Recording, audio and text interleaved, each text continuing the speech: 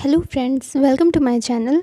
आज के इस वीडियो में हम रज़िया सुल्तान के बारे में पढ़ेंगे। ये हिस्ट्री का मोस्ट इम्पॉर्टेंट टॉपिक है।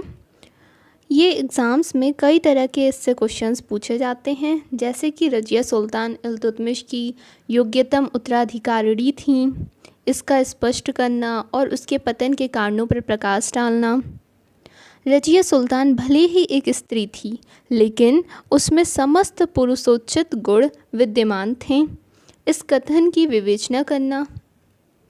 एक शासक के रूप में सुल्तान रज़िया का मूल्यांकन करना। 1236 से 1265 के मध्य दिल्ली दरबार की दलबंदी और राजनीति का अनुरेखित करना। ये सारे बहुत ही इम्पोर्टेंट क्वेश्चंस हैं जो सभी एग्ज़ाम्स में पूछे जाते हैं हिस्ट्री के। तो अगर आप इस चैनल पे नए हैं तो इस चैनल को सब्सक्राइब कर लीजिए, लाइक कीजिए और ज़्यादा से ज़्यादा इस वीडियो को शेयर कीजिए। सुल्तान रज़िया 1236 से 1240 ईस्वी की ये कहानी है। सुल्तान रज़िया योग्य पिता की योग्य पुत्री थी। वो मध्य युग की अद्वितीय स्त्री थी। व्यक्तिगत दृष्टि से उसने भारत में पहली बार स्त्री के संबंध में इस्लाम की परंपराओं का उल्लंघन किया और राजनीतिक दृष्टि से उसने राज्य की शक्ति को सरदारों और सूबेदारों में विभाजित करने के स्थान पर सुल्तान के हाथों में केंद्रित करने पर बल दिया और इस प्रकार इल्तुतमिश के संपूर्ण प्रभुत्व संपन्न राजतंत्र के सिद्धांत का समर्थन किया, जो उस समय की परिस्थितियों में तुर्की राज्य के हित में था। लेकिन इसी कारण रज़िया को प्रारंभ से ही कई कठिनाइयों का सामना करना पड़ा। रज़िया के सिंहासन पर बैठने के अवसर पर बदायूं, मुल्तान, हासी और लाहौर के इक़्तिदार अपनी सेनाओं के साथ दिल्ली की ओर बढ़ रहे थे। प्रांतीय इक़्तिदारों ने फिरोज को सिंहासन पर बैठाने में मुख्य भाग लिया था। उसको सिंहासन से उतारने के लिए वो विद्रोही बनकर अपनी सेनाओं के साथ दिल्ली की ओर बढ़े थे। दिल्ली में फिरोज के स्थान पर रज़िया सुल्तान बन चुकी थीं। इससे उनका एक उद्देश्य तो पूरा हो गया था, लेकिन रज़िया को सुल्तान बनाने में उन्होंने भाग नहीं लिया था। वे इस अधिकार को छोड़ने के लिए तैयार नहीं थे। सुल्तान के चुनाव में उनकी सम्मति होनी चाहिए, इस कारण वो अपनी सेनाओं के साथ दिल्ली तक पहुंच गए। वजीर निज़ामुल मुल्क जुनैदी पहले ही फिरोज का साथ छोड़कर उनसे जा मिला था और क्योंकि रज़िया के चुनाव में उसका भी कोई योगदान नहीं था, अतः वो भी रज़िया को सुल्तान मानने के लिए तैयार नहीं हुआ। रज़िया प्रांतीय इक़्तिदारों को सुल्तान चुनने का अधिकार देने को तैयार नहीं थी। इस कारण उसने इन आक्रमणकारियों इक़्तिदारों से युद्ध करने का निश्चय किया और अपनी सेना के साथ दिल्ली से बाहर निकली। छुटपुट युद्ध से कोई परिणाम नहीं निकला। उसके पश्चात रज़िया ने चालाकी से काम लिया। उसने बदायूं के इक़्तिदार यानी कि सूबेदार मालिक इजाउद्दीन मोहम्मद सालारी और मुल्तान के इक़्तिदार मलिक इजुद्दीन कबीर खां एयाज को गुप्त रूप से अपनी तरफ मिला लिया और उन्होंने वज़ीर जुनैदी और कई सरदारों को कैद करने का वायदा किया। इसकी सूचना कई सरदारों को हो गई या रज़िया ने जानबूझकर स्वयं ये सूचना उनके पास पहुंचा दी होगी। इससे विद्रोही सरदारों का मनोबल समाप्त हो गया और वे भाग खड़े हुए। उनका पीछा किया गया। हासी का सूबेदार मलिक सैफुद्दीन कूची और उसका भाई फर्रुखुद्दीन पकड़े गए और कारागार में डाल दिए गए। लाहौर का सूबेदार मलिक अलाउद्दीन जानी मारा गया और उसका सिर काटकर सुल्तान के सम्मुख प्रस्तुत किया गया। वज़ीर जुनैदी सिरमौर की पहाड़ियों में भाग गया और वहीं उसकी मृत्यु हुई। इन विद्रोही सरदारों का दमन रज़िया की कूटनीति और शक्ति की एक बड़ी विजय थी। विद्रोही इक़्तिदारों को परास्त करने के बाद रज़िया ने अपने शासन को कौशल और शक्ति से दृढ़ किया और सफल हुए। उसका प्रमुख लक्ष्य शासन से तुर्की गुलाम सरदारों के प्रभाव को समाप्त करके उन्हें सिंहासन के अधीन बनाना था। उसने अपने विश्वास पात्र सरदारों को अलग अलग पदों पर नियुक्त किया। अलग पदों और सूबों में उसने नवीन अधिकारियों की नियुक्ति की। ख्वाजा मुहाजुद्दीन को वज़ीर, मलिक सैफुद्दीन ऐबक बहुतों को सेना का प्रधान और उसकी मृत्यु के बाद मलिक कुतुबुद्दीन हसन गौरी को नायाब ए लश्कर और मलिक इज़रुद्दीन कबीर खां एआज को लाहौर का इक्ता सूबा दिया गया। दो अन्य नियुक्तियां भी महत्वपूर्ण थीं। मलिक ए कबीर इख्तियारुद्दीन इतगिन को अमीर ए हाजिब का पद दिया गया और इख्तियारुद्दीन अल्तुनिया को भटिंडा का इख्तियार सूबेदार बनाया गया। ये दो अधिकारी रजिया के कृपा पात्र थे और उसी की कृपा से इन श्रेष्ठ पदों पर पहुँचे थे। लेकिन बाद में रजिया के पतन में इन्हीं दोनों ने प्रमुख भाग लिया। एक अबिसियन मलिक जमालुद्दीन याकुत को रजिया ने अमीर ए अखुर अश्वसाला का प्रधान का सम्मानित किया। जमालुद्दीन याकुत रजिया का कृपा पात्र था और वो रजिया के घोड़े पर बैठने के अवसर पर उसे अपने हाथों का सहारा दिया करता था। इस कारण कुछ इतिहासकारों ने रजिया पर याकुत के साथ प्रेम संबंध होने का आरोप लगाया है, लेकिन अधिकांश इतिहासकार इस आरोप को झूठा मानते हैं। रजिया ने अपने सरदार को बड़े कौशल से अपने अधीन किया और बिहार के विद्रोही सरदार तुगल खां ने भी रजिया के आधिपत्य को स्वीकार कर लिया। उससे रजिया का आधिपत्य उच्च से लेकर लखनौती तक स्वीकार करा लिया गया, लेकिन रजिया को रणथंभौर और ग्वालियर को जीतने में सफलता नहीं मिली। तो इस बात का प्रमाण था कि इल्तुतमिश की मृत्यु के बाद हिंदू शासक फिर से शक्तिशाली बन गए थे। लेकिन रजिया केवल इससे संतुष्ट नहीं थी। सुल्तान की शक्ति और सम्मान में वृद्धि करने के लिए उसने अपने व्यवहार में परिवर्तन किया। उसने पर्दा त्याग दिया, मर्दाने कपड़े पहनकर दरबार में जाने लगी, शिकार और घुड़सवारी करना शुरू कर दिया और अपनी जनता के सम्मुख खुले मुँह जाने लगी। रजिया के व्यवहार से प्रतिक्रियावादी मुसलमान वर्ग अवश्य असंतुष्ट हुआ होगा, लेकिन ये उसके विरुद्ध असंतोष का मुख्य कारण नहीं था।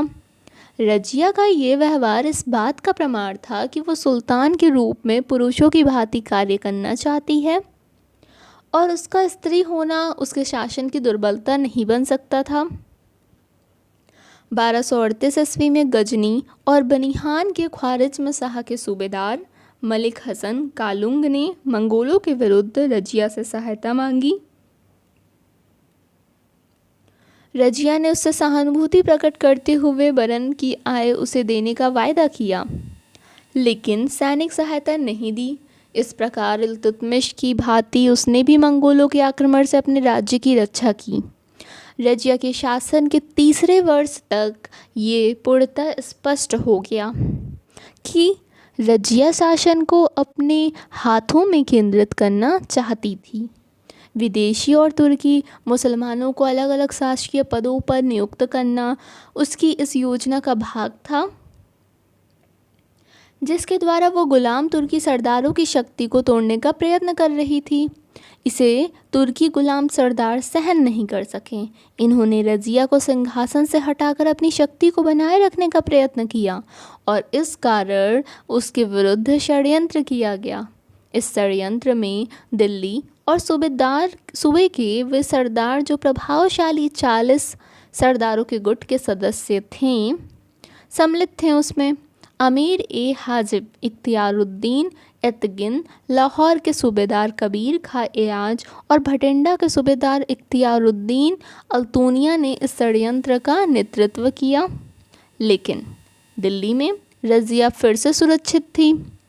दिल्ली के नागरिक उसके प्रति वफादार थे और वो पूर्ण सचेत थी, जिसके कारण महल में कोई षड्यंत्र सफल नहीं हो सकता था और दिल्ली पर आक्रमण करके उसे जीतने का प्रयत्न पहले की भांति असफल हो सकता था।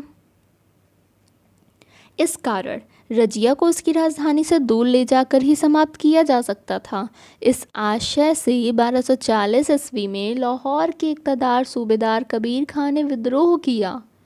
रजिया ने तुरंत अपनी सेना लेकर उस पर आक्रमण किया। यह आक्रमण इतना शीघ्रता से हुआ कि अन्य षड्यंत्रकारी सरदार कबीर खां की सहायता के लिए पहुंचने का अवसर ही नहीं पा सके। अकेला कबीर खां रजिया से युद्ध में परास्त हो गया और भाग खड़ा हुआ। रजिया ने उसका पीछा किया। चिनाब नदी के उस पार मंगोलों का आतंक था। इस कारण रजिया द्वारा वहां तक पीछा किए जाने पर कबीर खां ने आत्मसमर्पण कर दिया। रजिया ने उससे लाहौर की सूबेदारी छीन ली और उसके स्थान पर उसे मुल्तान का सूबा प्रदान कर दिया। लेकिन रजिया को राजधानी में वापस आए कठिनाई से 10 दिन ही हुए थे कि उसे भटिंडा के सूबेदार अल्तुनिया के विद्रोह का समाचार मिला। अल्तुनिया रजिया के अमीर हाजिब एतगिन का घनिष्ठ मित्र था और वो बहुत सावधानी से कार्य कर रहा था। रमजान की गर्मी के दिनों की परवाह न करके रजिया तुरंत ही विद्रोह को दबाने के लिए चल दी। जिस समय रजिया भटिंडा के किले के सामने अपनी सेना को लेकर खड़ी हुई थी, तभी उसके तुर्की सरदारों ने उसे धोखा दे दिया। उन्होंने जमालुद्दीन याकूत का वध कर दिया और रजिया के विरुद्ध विद्रोह करके उसे पकड़कर भटिंडा के किले में कैद कर दिया। रजिया के कैद हो जाने की सूचना पाते ही षड्यंत्रकारियों ने तुरंत इल्तुतमिश के तीसरे पुत्र बहराम को सिंहासन पर बैठा दिया, जिसका निर्णय वो पहले ही कर चुके थे। षड्यंत्रकारियों के नेता एतगिन के दिल्ली पहुंचने पर उसे नायब ए मामलिकात का नवीन पद दिया गया। विद्रोह की सफलता के बावजूद अल्तुनिया को उसकी इच्छानुसार पद नहीं मिला। उसके मित्र एतगिन के वध के बाद उसे किसी अच्छे पद की आशा भी नहीं थी। उसने रजिया से विवाह कर लिया। ऐसा करने से रजिया को अपने सिंहासन को प्राप्त करने की आशा की थी और अल्तुनिया को अपने सम्मान और पद में वृद्धि की आशा थी। बहराम से असंतुष्ट हो गए सरदार मलिक सालारी और कराकश भी उनसे जा मिले। खोखर, राजपूत और जाटों को सम्मिलित करके अल्तुनिया ने एक सेना एकत्रित की और रजिया के साथ दिल्ली की ओर बढ़ने शुरू किया। लेकिन दिल्ली की संगठित सेना के मुकाबले उनकी पराजय हुई और उन्हें भटिंडा की ओर वापस लौटना पड़ा। उनके सैनिक उनका साथ छोड़ गए और मार्ग में कैथल के निकट कुछ हिंदू डाकुओं ने रजिया और अल्तुनिया का 13 अक्टूबर 1240 ईस्वी को वध कर दिया, जबकि वो एक वृक्ष के नीचे आराम कर रहे थे। रजिया का मूल्यांकन। इतिहासकार मिन्हाज उस सिराज के अनुसार रजिया ने 3 साल 6 महीना 6 दिन राज्य किया। दिल्ली की सुल्तान बनने वाली वो एकमात्र स्त्री थीं और मिन्हाज उस सिराज के अनुसार उसमें वो सभी प्रशंसनीय गुण थे जो एक सुल्तान में होने चाहिए। लेकिन वही इतिहासकार उसके चारित्रिक गुणों को बताते हुए अंत में लिखते हैं कि ये सभी गुण उसके किस काम के थे। निसंदेह मिन्हाज उस सिराज का उक्त कथन ये संकेत करता है कि रजिया की एकमात्र दुर्बलता उसका स्त्री होना था। कुछ इतिहासकारों ने रजिया की असफलता का मुख्य कारण रजिया का स्त्री होना बताया भी है, लेकिन आधुनिक इतिहासकार इस धारणा से सहमत नहीं है। निसंदेह रजिया स्त्री थी, लेकिन वो उसके विरोधियों द्वारा उसे नष्ट करने का एक बहाना मात्र था। सुल्ताना रजिया ने स्त्री होकर भी स्त्री होने की किसी दुर्बलता का परिचय नहीं दिया। वो योग्य, शिक्षित, दयालु, कर्तव्यपरायण, साहसी, कुशल सैनिक और योग्य सेनापति थीं। वो कौशल युक्त और कूटनीतिज्ञ भी थीं। वो राज्य के स्थायी हितों से अवगत थीं और उनकी पूर्ति के लिए निरंतर प्रयत्न किए। सुल्तान की प्रतिष्ठा और शक्ति में उसकी आस्था थी, तभी उसने उन्हें स्थापित करने का प्रयत्न किया। इल्तुतमिश को अपनी पुत्री की योग्यता में विश्वास था और वो पुत्री भी अपने पिता के विश्वास के अनुरूप सिद्ध हुई थी। रजिया स्त्री थी और अपने भाई के विरुद्ध होकर उसने दिल्ली के सिंहासन को प्राप्त किया था, लेकिन उसके पिता इल्तुतमिश ने उसे अपना अधिकारी बनाया था, उत्तराधिकारी बनाया था। अगर आप इल्तुतमिश के बारे में नहीं जानते हैं, इनके इतिहास के बारे में नहीं जानते हैं, तो आप वीडियो में देख सकते हैं। चैनल पे प्लेलिस्ट है मेडिवल हिस्ट्री नेम से, आप उसमें जाके देख सकते हैं। इस वीडियो को पूरी तरह से इल्तुतमिश के बारे में बताया गया है उसमें, बहुत ही अच्छी वीडियो है। उसका भाई अयोग्य शासक सिद्ध हुआ था और उसके शासक भाई की माँ शाह तुर्कान उसका कभी भी वध करा सकती थी। इस कारण रजिया को अपने भाई के विरुद्ध सिंहासन को प्राप्त करने का प्रयत्न उसकी सुरक्षा और उसकी उचित अधिकार की पूर्ति के अनुकूल था। जहाँ एक स्त्री होकर शासक बनने का प्रश्न है, ये भारत में इस्लाम के समर्थकों के लिए एक नई बात जरूर थी, लेकिन इस्लाम के इतिहास के लिए नहीं। मिस्र, ईरान और ख्वारिज़्म के साम्राज्यों में स्त्रियों ने शासन सत्ता का उपभोग किया था और कर भी रही थीं। जहाँ तक रजिया के व्यक्तिगत गुणों का प्रश्न है, सभी इतिहासकारों ने उनकी प्रशंसा की है। तत्कालीन इतिहासकार इसामी ने उस पर जमालुद्दीन याकूत से अनुचित प्रेम संबंध का आरोप लगाया था, लेकिन अविवाहित इसामी के आरोप को अन्य इतिहासकार स्वीकार नहीं करते। वो एक ऐसा संदेह है जिसका कोई प्रमाण नहीं होता। मिनहाज उस सिराज ने उन दोनों के संबंधों को निष्कलंक बताया है। कौशल और कूटनीति की दृष्टि से वो श्रेष्ठ थीं। विद्रोही सरदारों में फूट डालकर उन्हें परास्त करना, मलिक हसन कालुक को सहायता न देकर मंगोल आक्रमण से अपने राज्य को बचाना और उच्च से लेकर लखनौती तक अपनी सत्ता को स्वीकार करा लेना उसके प्रमाण थीं। वो एक कर्मठ सैनिक और योग्य सेनापति थीं और सभी कष्ट और उत्तरदायित्व को वो स्वयं उठाती हुई तैयार रहती थीं। ये इस बात से स्पष्ट होता है कि उसने कई महत्वपूर्ण युद्ध में सेना का संचालन स्वयं किया था और वो तुर्की अमीरों की शक्ति को ना तोड़ सकी, बल्कि उन्होंने उसे नष्ट ही कर दिया। इस कारण रजिया की असफलता का मुख्य कारण तुर्की गुलाम सरदारों की महत्वाकांक्षाएं थीं। इल्तुतमिश के योग्य तुर्की सरदार जो राज्य में बड़े से बड़े पद प्राप्त किए हुए थे, उन्हें इल्तुतमिश ने अपनी शक्ति का आधार बना रखा था। उसके बच्चों के प्रति वफादार नहीं रहे। मुइजुद्दीन बहराम शाह 1240 से 1242 ईस्वी की ये बात है। रजिया को हटाकर बहराम शाह को सिंहासन पर बैठाना तुर्की सरदारों की विजय का प्रतीक था। इल्तुतमिश की मृत्यु के बाद शक्ति के लिए जो संघर्ष सुल्तान और तुर्की गुलाम सरदारों के गुट में हुआ, उसमें तुर्की सरदारों की गुट की विजय हुई। तुर्की सरदारों ने रजिया के व्यवहार से एक सबक और सीखा। वो सुल्तान को शासन में कोई भी अधिकार देने को तैयार नहीं थे। बहराम शाह इस शर्त पर सिंहासन पर बैठा था कि वो शासन के संपूर्ण अधिकार नायब को सौंप देगा। बहराम शाह को सुल्तान की शान शौकत और बाहरी दिखावट में कोई रुचि नहीं थी, बल्कि वो आतंकवादी और निर्भय होकर रक्त बहाने वाला था। सुल्तान बनने के 2 महीने के बाद ही उसने ये सिद्ध कर दिया कि तुर्की सरदारों ने उसे पूर्णतः असहाय समझकर भूल कर दी थी। लेकिन एतगिन का वध करा देने से बहराम शाह को शासन शक्ति प्राप्त नहीं हुई। नाइब एतगिन के वध से तुर्की सरदारों में गंभीर असंतोष था, लेकिन बरुद्दीन और तारुजुद्दीन के वध ने उन्हें अपनी सुरक्षा के प्रति सचेत कर दिया था। इस प्रकार एक बार फिर सुल्तान के विरुद्ध तुर्की सरदारों की विजय हुई। सुल्तान बहराम शाह का शाही विशेषाधिकारी को सुरक्षित रखने का प्रयत्न असफल हुआ। अलाउद्दीन मसूद शाह सुल्तान इल्तुतमिश के पुत्र सुल्तान फिरोज शाह का पुत्र था। इसे भी इसी शर्त पर सिंहासन सौंपा गया था कि वो स्वयं राज्य की शक्ति का प्रयोग नहीं करेगा, बल्कि उसका प्रयोग अपने नायब के द्वारा करेगा। इस कारण नायब का पद फिर से स्थापित किया गया और ये पद मलिक कुतुबुद्दीन हसन को दिया गया, जो गौर से भाग कर आया हुआ एक शरणार्थी था। लेकिन क्योंकि वो तुर्की सरदारों के दल का नहीं था, नायब पद का वास्तव में कोई महत्व ही नहीं रहा। बलबन 40 तुर्की सरदारों के दल में कई स्थान रखता था, लेकिन अपनी योग्यता के कारण उसे यह पद प्राप्त हुआ।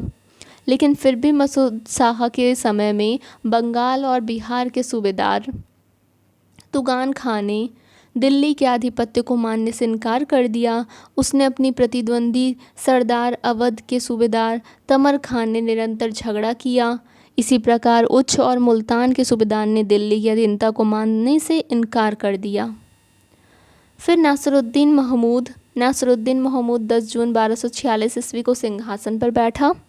उसके सुल्तान बनने के समय से राज्य शक्ति के लिए जो संघर्ष सुल्तान और तुर्की सरदारों के बीच चल रहा था वो समाप्त हो गया। सुल्तान ने कभी शासन नहीं किया था, वो शक्ति का अनुयायी रहा है।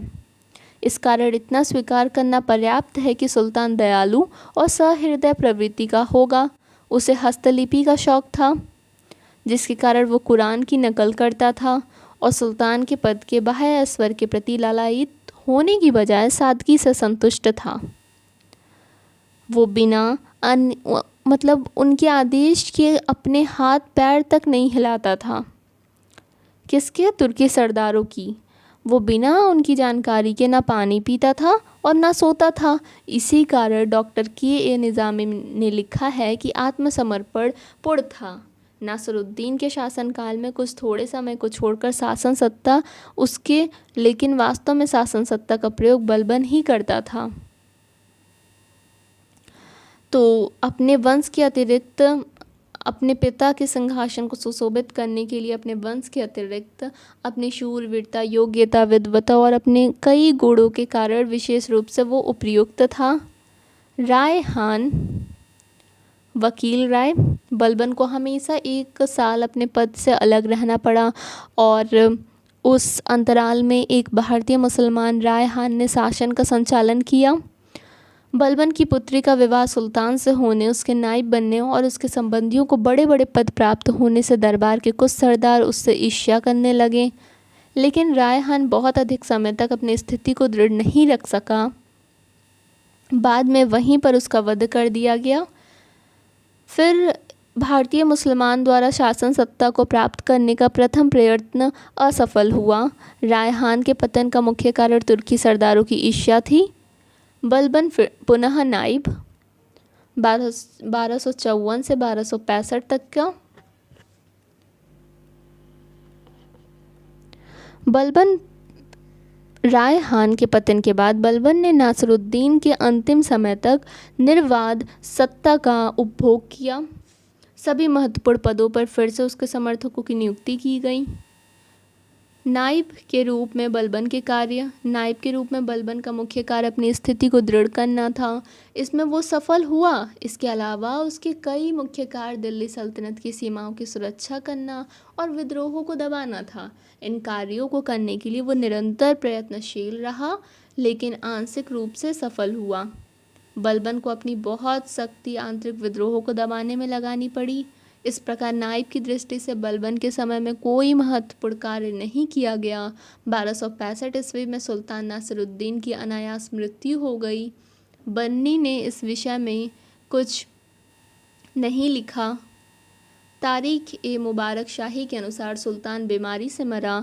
सर बुलजले हेग और हबीबुल्ला का भी यही मत है कि सुल्तान की मृत्यु अचानक हुई और क्योंकि उसका कोई बच्चा नहीं था, इसीलिए बलबन खुद सुल्तान बन बैठा।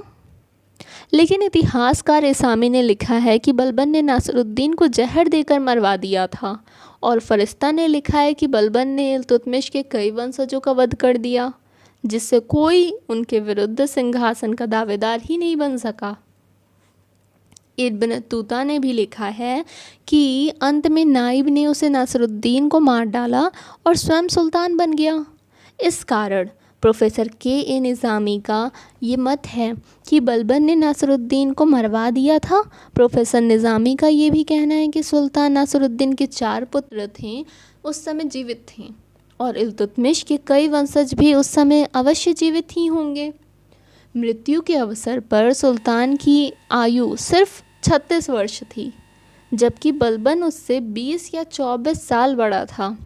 इस कारण महत्वाकांक्षी बलबन पर ऐसा संदेह किया जाना अस्वाभाविक नहीं है।